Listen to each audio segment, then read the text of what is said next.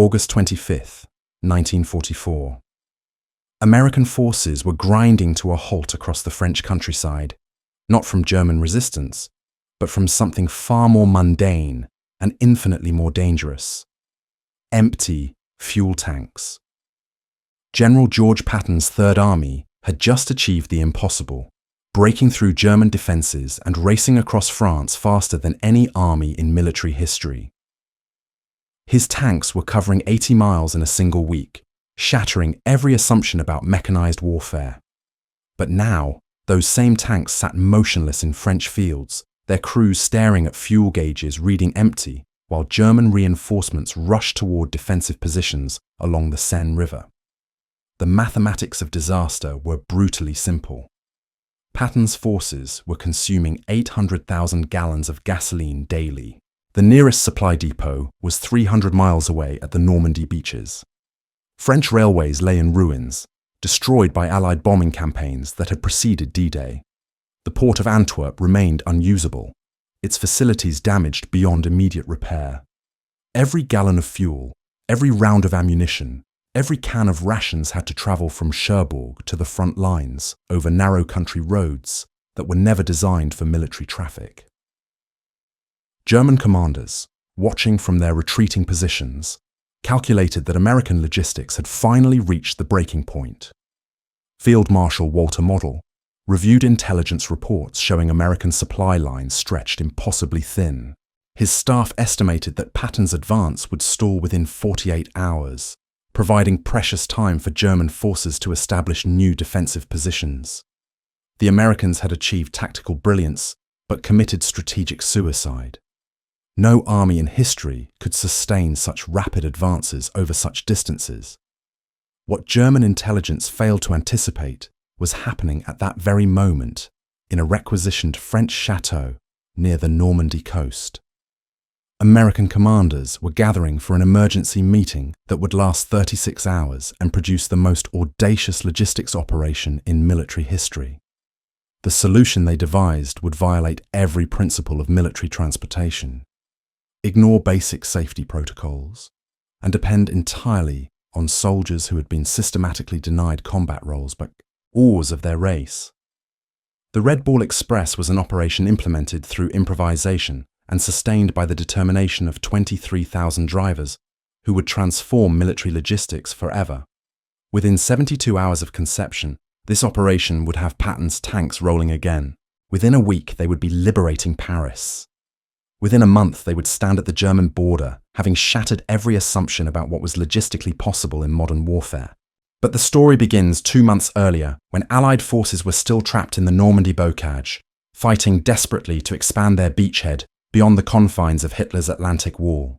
By mid-July 1944, more than 1 million Allied soldiers had landed in France, yet they controlled an area barely 50 miles wide and 20 miles deep.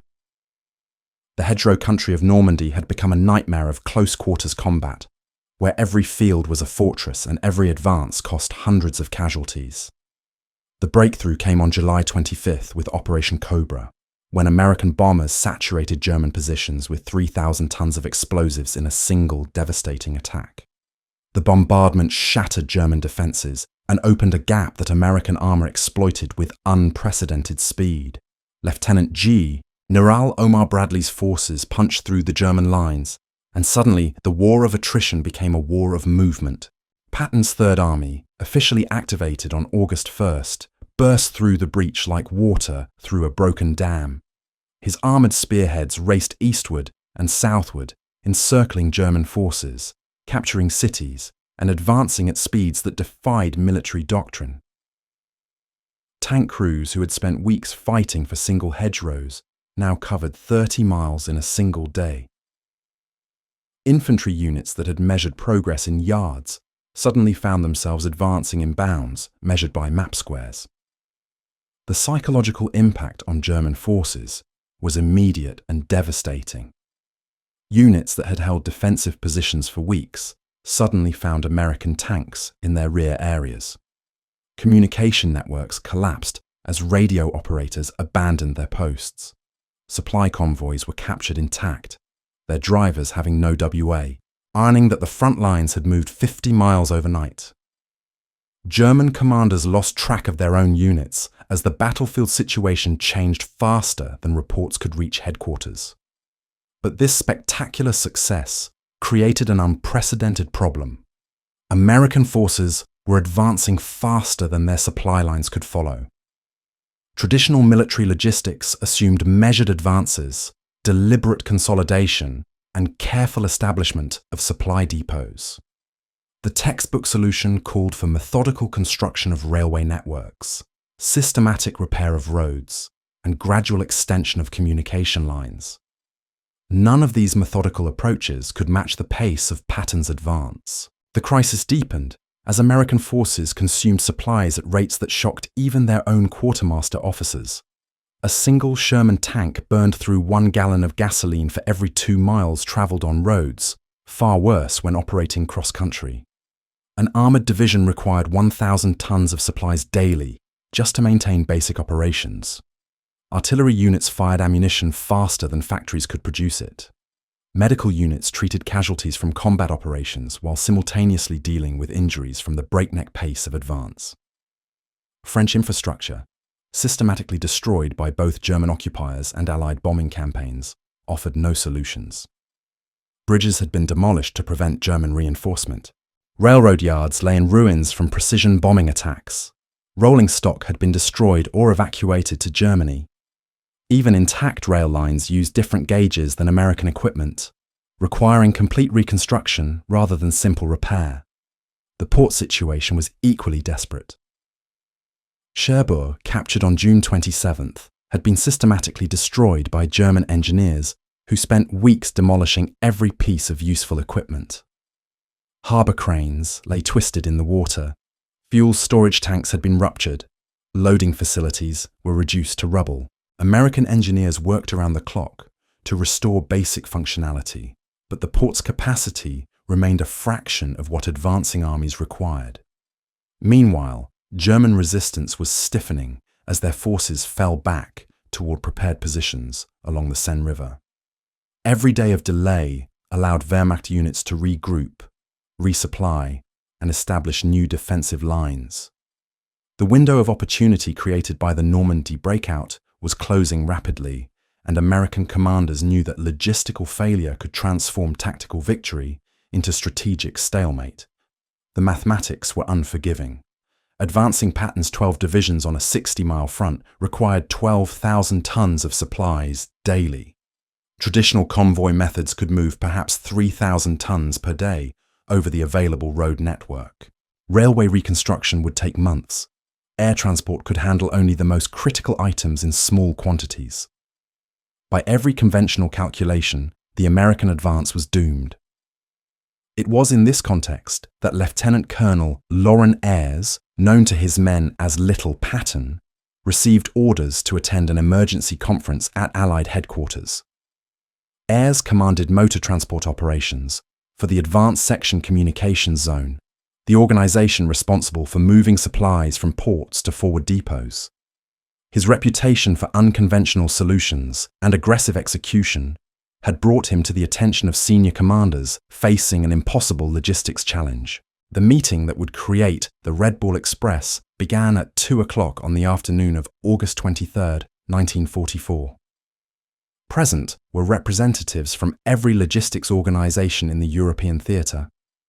Transportation specialists who understood the magnitude of the crisis facing Allied forces. Maps covered every available wall surface, showing the rapidly expanding areas under Allied control, supply routes, and depot locations. Brigadier General Ewart Plank opened the discussion with a stark assessment of the situation. Current supply methods were failing catastrophically. Patton's forces would be immobilized within 48 hours unless supply rates increased by 400%. Conventional solutions were inadequate. The only alternative was a complete reorganization of the theatre transportation network around a single priority mission, keeping Patton's tanks rolling. What emerged from 36 hours of continuous planning sessions was a concept that violated every principle of military transportation doctrine. Instead of careful convoy scheduling, trucks would depart as soon as they were loaded. Instead of speed restrictions and safety intervals, drivers would race at maximum velocity. Instead of two-way traffic sharing available roads, entire highway networks would be converted to one-way express routes. Instead of blackout discipline, convoys would run with headlights blazing. The operation would be called Red Ball Express, borrowing terminology from American railroad companies where Red Ball freight wreck eyed absolute priority over all other traffic. Every aspect of the system would be subordinated to a single objective: maximum tonnage delivery at maximum speed regardless of cost in vehicles, fuel, or human endurance. The scale of the operation defied imagination. 132 existing truck companies would be reorganized into a single transportation network. Nearly 6,000 vehicles would operate continuously in a loop system between Normandy beaches and forward supply dumps. 23,000 drivers and support personnel would work 20-hour shifts, sleeping in their trucks when possible and driving through exhaustion when necessary. The demographic composition of this massive operation reflected the racial realities of the American military in 1944. 75% of Red Ball Express drivers would be African American soldiers serving in a still segregated army. These men, denied combat roles by military policies that questioned their courage and competence, would prove their worth by risking their lives daily to maintain the supply lines that victory required. As plans crystallized during those frantic 36 hours, the audacity of the undertaking became clear.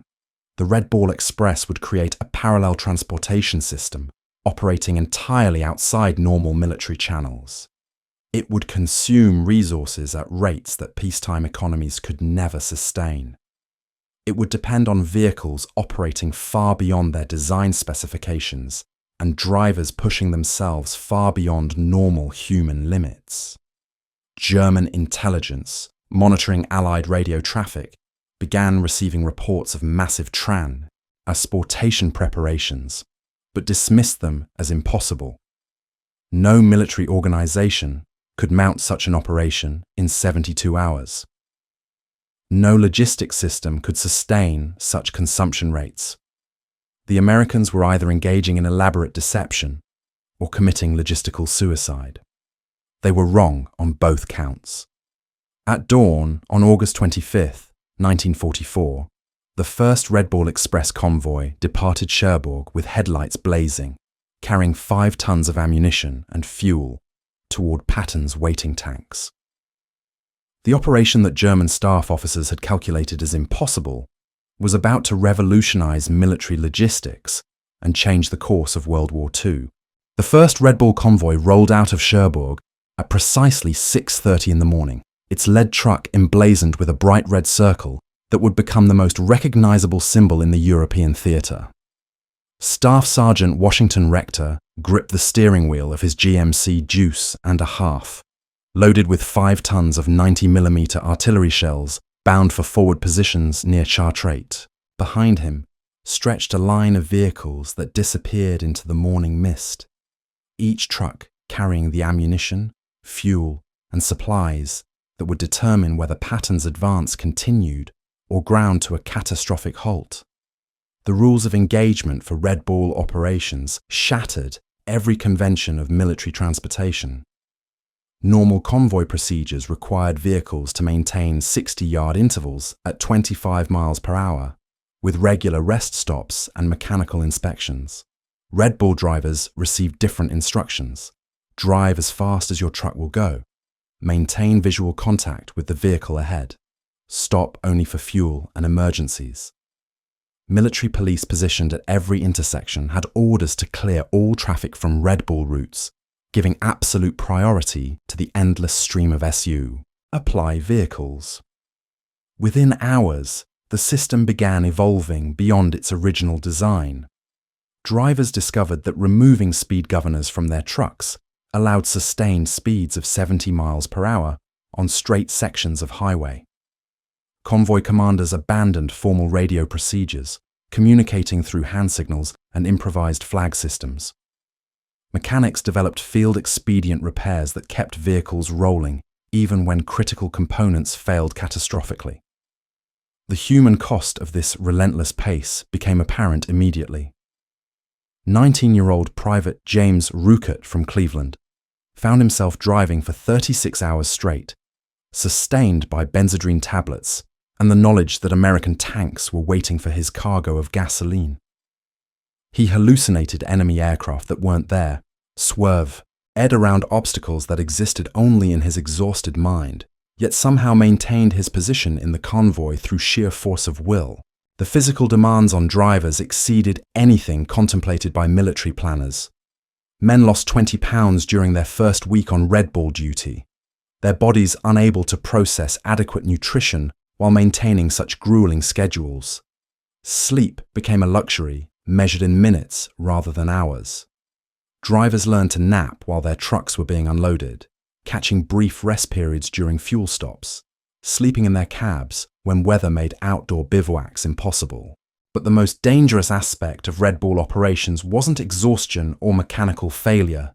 It was enemy action. German reconnaissance units quickly identified the supply convoys as high-value targets, calling in artillery strikes on choke points where trucks were forced to slow down. Luftwaffe fighter bombers, despite their dwindling numbers, prioritized attacks on Red Bull convoys over more heavily defended military targets. Sergeant Charles Williams experienced this reality firsthand when his ammunition convoy came under attack near Soissons. The Messerschmitt appeared without warning, strafing the column with cannon fire that detonated several trucks in spectacular explosions. Williams watched his friend's vehicle disappear in a fireball, yet continued driving through the attack zone, because stopping would trap the entire convoy under fire. The psychological impact of losing comrades while maintaining mission tempo created stresses that no training had prepared these young soldiers to handle. German commanders initially dismissed Red Bull Express reports as Allied propaganda, unable to believe that any military organization could sustain such logistically intensive operations. General Walter Model's staff calculated that the fuel consumption alone would exhaust American reserves within a week. They were measuring American capabilities against European standards, failing to comprehend the industrial scale of resources that democratic production could mobilize for military purposes. The numbers that emerged from the first week of operations validated the audacity of American planning, while revealing the true cost of maintaining such tempo. Red Bull convoys delivered 89,000 tons of supplies in 7 days, exceeding all projections for sustainable delivery rates. But they also consumed 300,000 gallons of gasoline daily, just for transportation operations, wore out 40,000 truck tires and suffered mechanical failure rates that would have paralyzed any conventional logic. Stick system. American planners had anticipated these losses and prepared accordingly. Replacement vehicles arrived at French ports faster than damaged trucks could be evacuated. Tire factories in Detroit increased production schedules to meet Red Bull consumption rates. Driver replacement pools provided fresh personnel to substitute for those incapacitated by exhaustion or injury. The entire operation functioned on the principle that overwhelming resources could compensate for inefficient utilization. The racial dynamics within Red Bull Express created situations that challenged segregation policies while revealing the contradictions inherent in American military organization. African American drivers commanded respect from white combat troops who depended on their deliveries, yet faced discrimination from rear area personnel who had never witnessed their performance under fire. Technical Sergeant Booker Washington remembered white tank crews saluting his convoy as it passed, recognizing that their survival depended on the courage of men their own army considered unfit for combat. These contradictions became more pronounced as Red Bull operations expanded beyond their original scope. Success spread additional requirements, with every Allied unit requesting priority delivery status for their critical supplies. The original single-route system multiplied into a network of express highways, covering hundreds of miles of French territory. The White Ball Express serviced First Army requirements. Green Diamond routes supplied railroad transfer points. Each new route required added iron ore vehicles, additional drivers, and additional fuel consumption that multiplied the logistical burden exponentially. By early September, Red Ball operations had evolved into something resembling organized chaos rather than military precision. Trucks departed whenever they were loaded rather than in scheduled convoys. Drivers improvised routes around damaged bridges and destroyed towns. Mechanics cannibalized parts from abandoned vehicles to keep others rolling.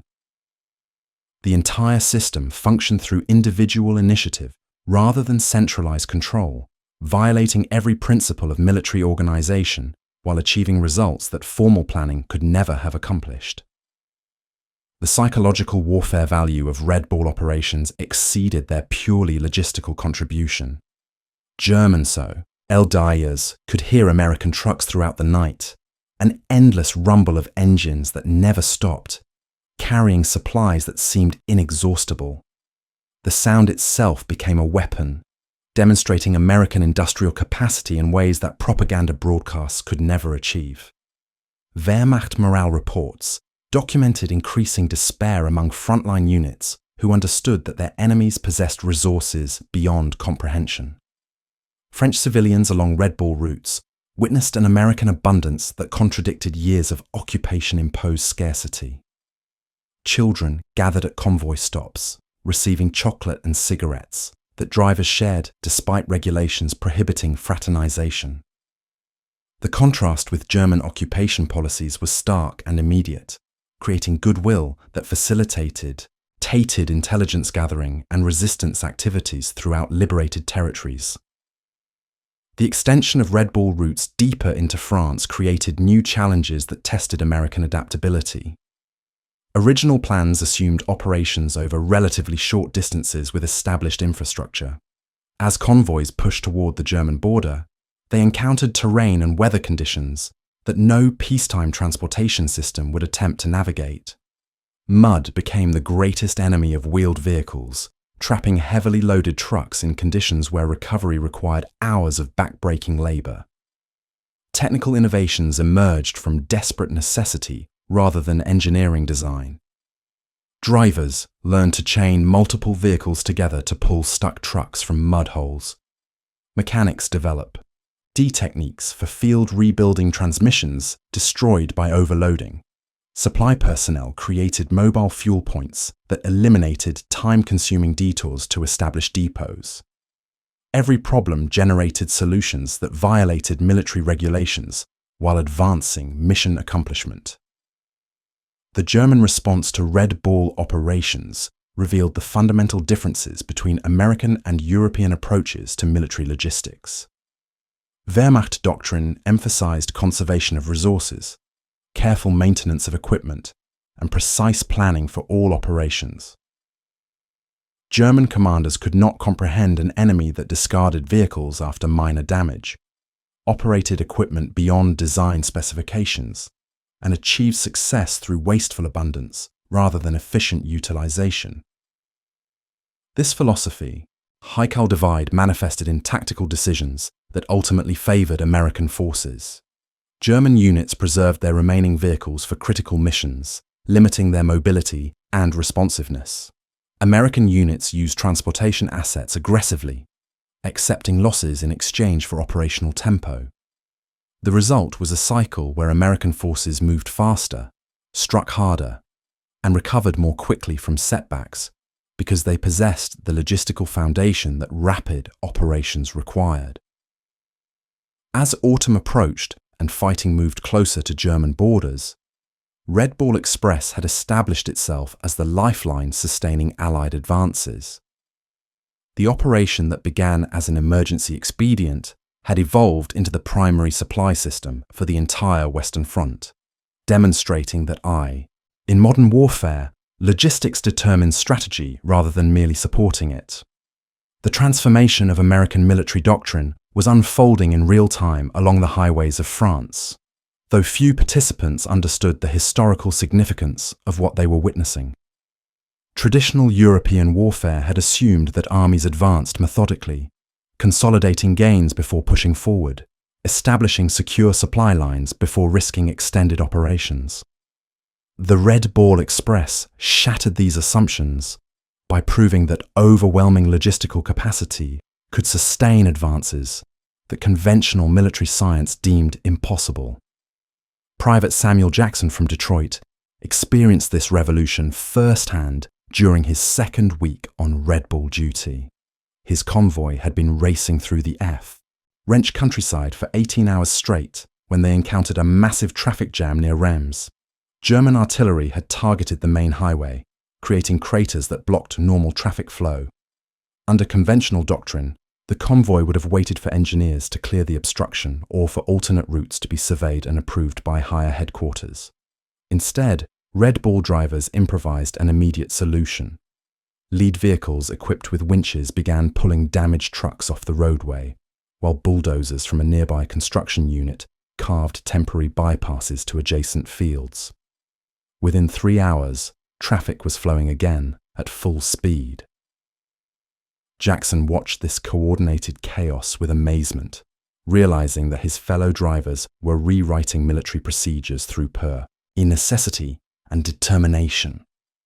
The speed of adaptation impressed even veteran logistics officers who had spent careers studying transportation theory. Colonel Robert Hayes, observing Red Ball operations from a forward command post, noted that solutions emerge faster than problems could be formally identified. Broken bridges were bypassed before engineering surveys were completed. Fuel shortages were resolved by commandeering civilian gasoline supplies before requisition paperwork could be processed.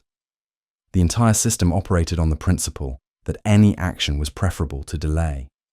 German intelligence officers studying captured Red Ball documents struggled to understand American logistics philosophy. Wehrmacht planning assumed that careful resource management was essential for sustained operation. Rations. German units rationed fuel, ammunition, and spare parts because shortages were inevitable. The idea that an army could simply discard damaged equipment and replace it with factory-fresh alternatives seemed to violate fundamental economic principles. This philosophical difference manifested in tactical outcomes that consistently favored American forces. When German vehicles broke down, repair crews spent days attempting restoration using salvaged parts and improvised materials.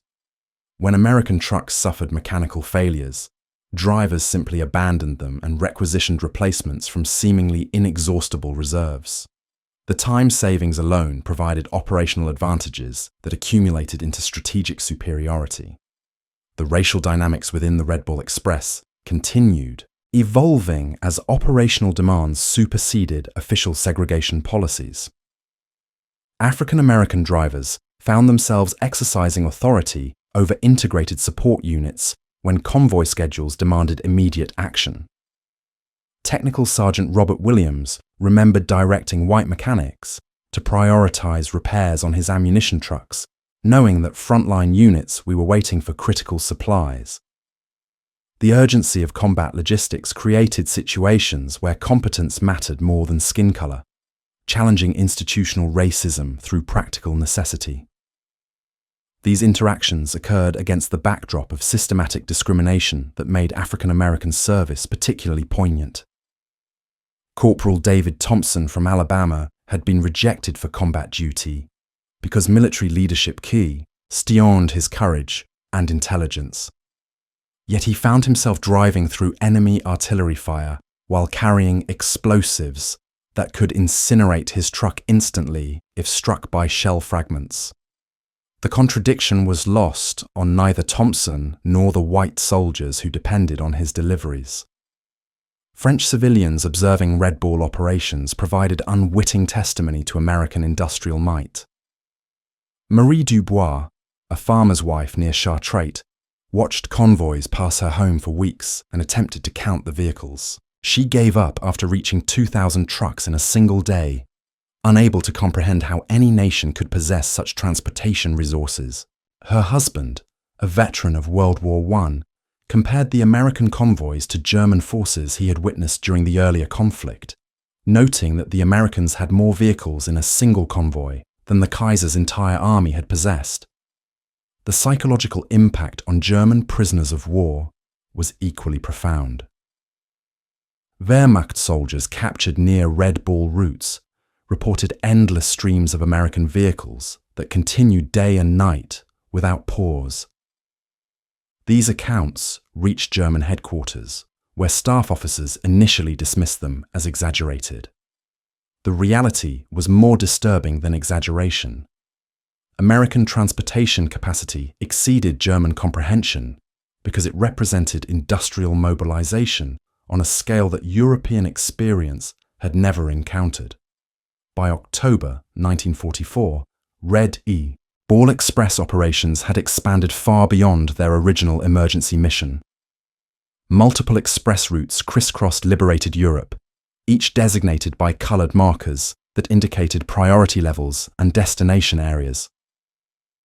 The original Red Bull remained the highest priority, but White Bull, Green Diamond, and other express systems had emerged to serve specialized logistics requirements. The proliferation of express routes demonstrated that the emergency expedient had become the foundation of Allied logistics strategy. The human cost of maintaining this logistical marvel was mounting steadily. Driver casualties from enemy action, accidents, and exhaustion exceeded those suffered by many combat units. Medical personnel treating Red Bull drivers reported symptoms resembling combat fatigue, with men exhibiting tremors, insomnia, and nervous exhaustion from weeks of continuous operation under dangerous conditions. Yet, replacement volunteers continued arriving, drawn by the knowledge that their service directly supported Allied advances. Technical innovations continued, emerging from operational necessity rather than engineering design. Mechanics developed rapid tire-changing techniques that reduced roadside repair time from hours to minutes. Drivers learned to navigate by dead reckoning when conventional maps proved inadequate for cross-country routes. Supply personnel created mobile maintenance units that followed convoys, providing emergency repairs without requiring vehicles to return to fixed depots. The German response to Red Bull operations revealed fundamental weaknesses, says in Wehrmacht logistics doctrine. German commanders had assumed that destroying French transportation infrastructure would paralyze Allied supply systems. Instead, Americans simply bypassed damaged facilities and created new networks with bewildering speed. German sabotage efforts achieved tactical success by disrupting individual convoys, but strategic failure because replacement supplies arrived faster than they could be interdicted. Weather presented challenges that tested Red Bull adaptability as autumn rains transformed French roads into muddy quagmires. Heavily loaded trucks became trapped in conditions that would have halted conventional traffic entirely. Red Bull drivers responded by forming mutual assistance teams, using winches and tow cables to extract stuck vehicles while MIA, intaining convoy schedules. The sight of American soldiers working together regardless of race to keep supplies flowing impressed French observers and demoralized German prisoners who witnessed such cooperation.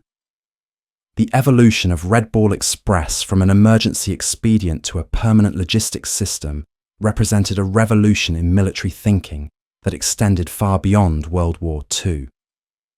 American commanders had discovered that industrial abundance could overcome tactical disadvantages, that speed could compensate for inefficiency, and that determination could triumph over technical perfection. These lessons would influence American military doctrine for decades, establishing logistics as the foundation of modern warfare rather than merely its support structure. The integration of air transit port with ground convoy operations created synergies that multiplied Red Bull effectiveness. C-47 transport aircraft began delivering critical supplies directly to forward units when ground convoys faced excessive delays. Each aircraft carried 3 tons of cargo, equivalent to a single truckload, but could complete the journey in hours rather than days. The combination of air and ground transport created a logistics network that could respond to changing tactical situations faster than enemy forces could react. Intelligence operations benefited enormously from Red Ball Express activities, as drivers provided continuous reconnaissance of German positions and French civilian attitudes. Men who drove the same routes repeatedly became familiar with normal traffic patterns, identifying unusual activity that might indicate enemy preparations. Their reports supplemented formal intelligence gathering with real-time information about conditions and provided commanders with insights throughout liberated territories. The administrative challenges of managing 23,000 drivers and 6,000 vehicles across hundreds of miles of territory required innovations in military organization. Traditional command structures proved inadequate for operations that demanded immediate decisions at dozens of locations simultaneously. Red Ball commanders developed decentralized management techniques that empowered junior officers to make decisions normally reserved for senior headquarters, accelerating response times while maintaining operational coherence.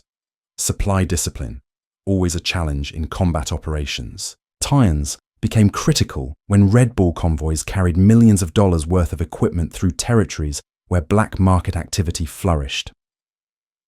Drivers faced constant temptation to trade supplies for personal goods, while civilian populations offered premium prices for American commodities, unavailable through normal channels. The temptation was particularly acute for African American soldiers who faced discrimination in official supply channels, yet possessed access to valuable military resources. The maintenance burden imposed by Red Ball operations strained American industrial capacity despite unprecedented production levels. Vehicles operating at maximum intensity required replacement parts at rates that exceeded peacetime consumption by factors of 10 or more. Tire manufacturers tooled production lines to meet Red Ball requirements. Engine plants increased output to supply replacement power plants for trucks destroyed by overuse rather than enemy action. The entire American automotive industry effectively became an extension of military logistics. French infrastructure began recovering as Red Ball operations demonstrated the economic benefits of efficient transportation networks. Civilian trucking companies studied American techniques, adopting convoy procedures and maintenance practices that increased their own operational efficiency. Road construction crews learned engineering methods that enabled rapid repair of damaged highways. The knowledge transfer from military to civilian applications would accelerate European economic recovery in the post-war period. The strategic implications of Red Ball success extended beyond immediate tactical advantages. German commanders recognized that Allied logistics capacity had fundamentally altered the nature of warfare, making traditional defensive strategies obsolete. Fixed fortifications became meaningless when attackers possessed the mobility to bypass strong points and the supply capacity to sustain operations indefinitely. The psychological impact of this realization contributed to German morale decline as much as battlefield defeats. Medical support for Red Ball operations required innovations in field treatment techniques as traditional evacuation procedures proved inadequate for widely dispersed convoy operations.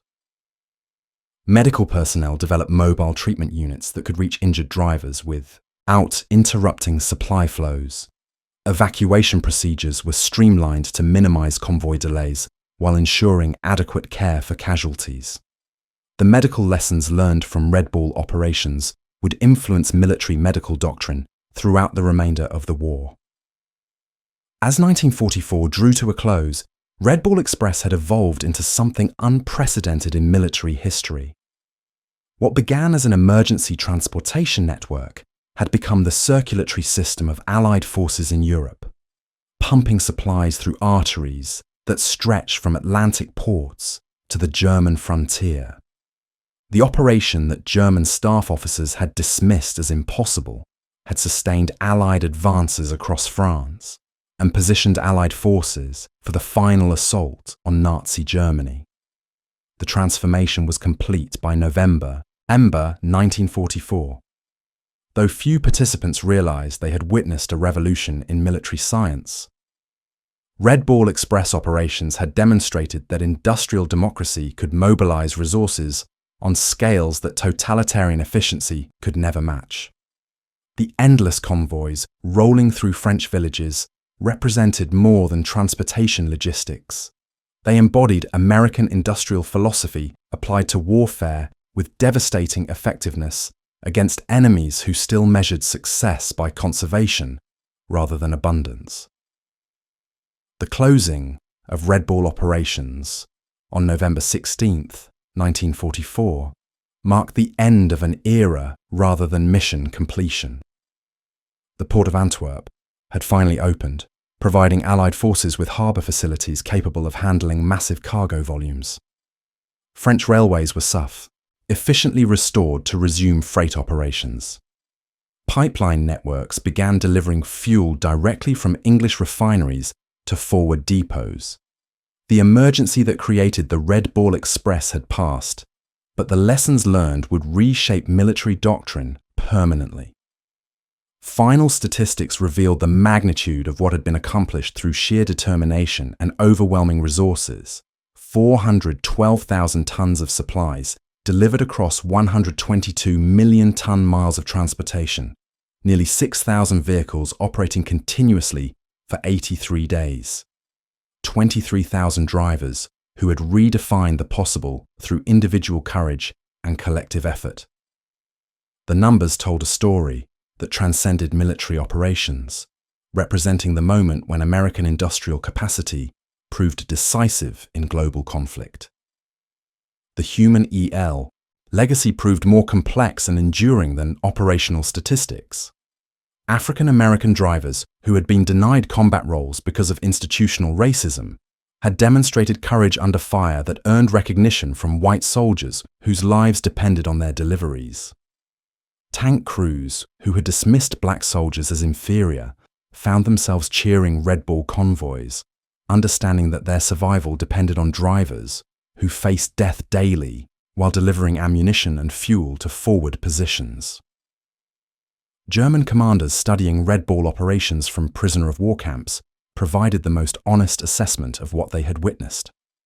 Field Marshal Walter Model, among Germany's most capable generals, admitted that Allied logistics had achieved something Wehrmacht doctrine considered impossible. The Americans had created temporary infrastructure that exceeded permanent German installations in efficiency and capacity. They had proven that determination could overcome technical limitations when supported by unlimited resources. The Red Ball Express proved that in modern warfare, victory belongs not to the most brilliant generals or bravest soldiers, but to the nation that can move the most supplies the fastest over the greatest distances. 23,000 drivers, 75% of them African American soldiers fighting for a country that denied them equal rights, had revolutionized military logistics through pure determination and industrial abundance. They drove through exhaustion, through enemy fire, through conditions that would have paralyzed any conventional transportation system, proving that American democracy could mobilize resources on scales that totalitarian efficiency could never match. The operation that German staff officers dismissed as impossible had kept Patton rolling to victory, shortened the war by months, and demonstrated that sometimes the greatest battles are won not with guns, but with truck keys.